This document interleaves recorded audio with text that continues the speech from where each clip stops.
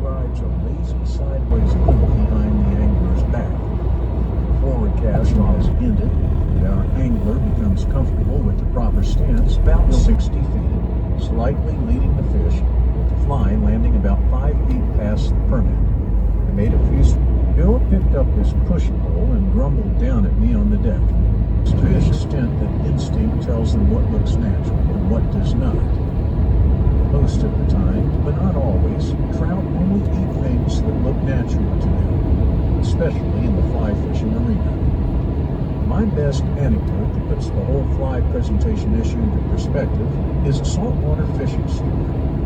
I was working, I don't care if you make a 70-foot flawless cast with a perfect loop, or if you hand toss the fly, fling it, zip it, chuck it, or deliver it by FedEx as much as your arm, the effectiveness of your casting will improve incrementally. KD. Spinners fall from the sky and lie almost lifeless on the surface. Swim your streamers. There are times when the rules can be bent.